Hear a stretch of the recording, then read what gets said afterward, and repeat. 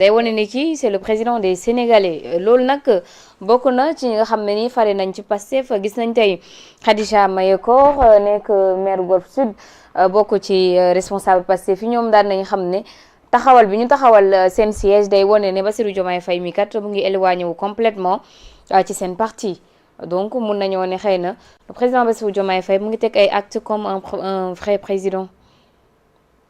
man ay commentaire waa Pastef seen parti bi ça m'intéresse pas waaw man li ma intéressé mooy man sénégalais la élire naa président parce que un président une fois qu'il est élu ñu proclame résultat yi mu waat c'est tout le peuple qui l'a élu voilà donc man loolu moo m'intéressé Diomaye ban taxawaay la taxaw pour régler suñuy problème maintenant ñii naan ay def na siège am fii et cetera loolu cuisine boobu man moom du ma si sax prononcé parce que ça m'intéresse pas moi je suis un républicain je raisonne en tant que républicain donc aujourd'hui il y a une dualité il y a une tension au sommet de l'État et il y a une véritable tension au sommet de l'État et pour man loolu baaxul ci doxaluñu réew mi parce que réew dafa war a dox ci kaw sart yi ñuy teg benn président leen élire moom moo war a doxal réew mi ñeneen ñu topp ko mu définir politique bi ñi exécuter ko mu am un chef de gouvernement et mu doon une symbiose mu doon benn affaire boo xam ñoom ñaar di ñuy juboo ci kaddu juboo ci teggin ku nekk naw keneen ki ñu doxal réew mi régler problème sénégalais yi mais suñu bëggee jël seen problème politique parti seen tension ci seen biir parti wala ci seen biir coalition du ko yóbbu ba ci table conseil des ministres loolu baaxul ci réew surtout loolu. waxuma nag def nañ ko dama ne. suñu jëlee seen problème mu parti ñoom. seeni problème coalition. di ci jamante ba ci table conseil des ministres loolu baaxul ci réew. donc conseil des ministres réew mi lañ fa war a waxtaanee ak ministère bu nekk lañ la dénk. conseil des ministres du gouvernement de la République du Sénégal. Oui. Est-ce que c'est le conseil des ministres du PASTEF? Non. Non. C'est le conseil des ministres du gouvernement de la République du Sénégal. Ça se tient où le conseil des ministres? Au palais présidentiel. Effectivement. Est-ce que ça se tient au siège d'un parti? Non. Non. Donc, le conseil des ministres, on doit régler, on doit discuter, on doit voir comment régler les problèmes des Sénégalais. Loolu mooy lu am solo te nag réew du caaxaan. État du caaxaan. On est 17 millions de Sénégalais. Chaque décision du Conseil des ministres impacte notre vie. Même une virgule du Conseil des ministres peut impacter notre vie. kon boog neen bàyyi xel askan wi. suñ la falee ba pare. di nga sa mbubbu parti boobu nga soloon ba ñu fal la. dañ koy summi nga teg ko à côté man kan léegi nag askan wi laa fi war a toogal. waxuma leen bi ñu politique bi ñu gérer seen parti mais si ñuy gérer seen parti nañ ko gérer en dehors de la sphère gouvernementale en dehors de l'espace institutionnel. Dans l'espace institutionnel il y a pas de parti. Il y a que l'État. Et l'État est censé être l'intérêt général. Il n'est même pas censé être, il l'est. C'est l'intérêt général, l'intérêt de tous les Sénégalais. ay kii def nañ fee photo xawma la ñuy réagir man nag seeni militants yi wala seeni responsables yi vraiment des fois du ma dëgg sax li ñuy wax seen wax ça ne m'intéresse pas man je ramène tout à la République je ramène tout au Sénégal tout à l'heure c'est Jacob Jacob parlait du potentiel de la Casamance. Bien sûr. Ça fait combien d'années? Ça fait 2 ans que ce gouvernement il est en place. Balaa ñuy ñëw qu'est-ce qu'ils nous avaient dit? Qu'ils avaient un livre qui s'appelait La Solution, qu'ils ont 4000 cadres, qu'ils ont sillonné tout le pays, qu'ils ont diagnostiqué tous les problèmes des Sénégalais. Suñu ñëwee rek dañuy doxal duñu am sax temps mort nee nañ. C'est au bout de 2 ans la ñuy dem di nemmeeku problème yu am Casamance. ñu waxoon ne mais tardé nañ de. ñu defar réew mi wala ñu. kon ñoom il leur a fallu 2 ans daal. 2 ans ñuy door a di nemmeeku Casamance. man yaakaaroon naa bi ñu ñëwee comme ni ñu ko waxee woon nemmeeku ne réew mi yëpp am nañ solution partout di ñu ñëw rek doxal. Ils ont eu 2 ans de retard à l'allumage. Mais pendant ces 2 ans-là, le peuple sénégalais souffre. Surtout. parce que les dépenses quotidiennes là ñigu ceeb beeg jàngu xale yeeg courant bi ak leneen béykat yeeg nappkat yi sàmmkat yi jafe-jafe sécurité yi dans les quartiers populaires wala ñuy wax dans les banlieues mais loolu xaarul 2 ans de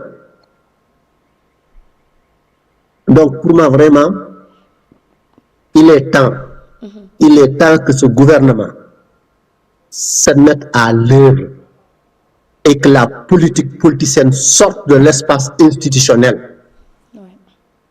Qu'ils fassent de la politique politicienne au niveau de leur parti, de leur siège, de leur comité central, je ne sais pas comment ils appellent ça, mais au niveau de l'État, qu'on se ressaisisse autour du peuple sénégalais. Et n'oubliez pas, ça c'est ma souffle d'année. Sénégalais d'une koy faral di fàtte. On n'a pas élu un ticket. C'est pas comme aux États-Unis où il y a un ticket, un président, un vice-président. Nous n'avons pas élu un ticket présidentiel. Nous avons élu un président de la République. Effectivement. bi ñuy waat moom moo waat waxul ne dafa waat ba pare nekk premier ministre kaay waat yow tamit. daf ko nommé dafa waat ba pare. dafa waat ba pare mais sénégalais man à partir de maintenant maay seen président yooyu ñëpp maa leen di aar maa leen di jiite maa leen di protéger maay wéyal justice bi maay fexe ba justice bi marché maay fexe ba lépp marché maay garant des institutions maay garant de ceci te dinaa veiller également à ce qu'il y ait des politiques publiques respect de l'inclusion territoriale l'égalité la justice tout et tout moom moo ko waat donc moom moo war a jël ay responsabilités su dee mu ngi koy jël tant mieux mais pour le moment man de en tant qu'observateur lu ma gis daal doyul waaw peut-être nag li si kanam mooy gën a neex lu passé mais lu jot a passé moom. lu jot a passé moom c'est pas du tout positif. Merci. waaw lu jot a passé moom passé maintenant le reste à venir tant mieux moi je ne souhaite que ça marche je ne souhaite que ça marche. moom la ñëpp di ñaan d'ailleurs. waaw tout citoyen aime son pays et qui aime son pays souhaite la réussite de son gouvernement.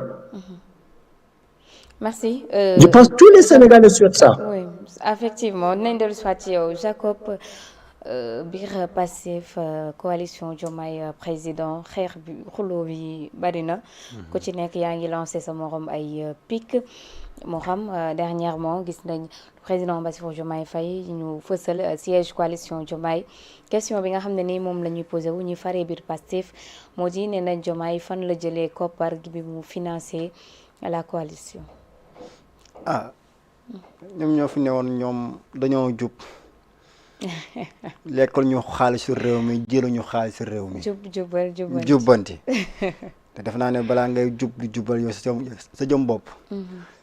Khalifa Tidiane waxoon na leen ko. nee na jub mooy sookalu jubal ak jubbanti mooy sookal bi.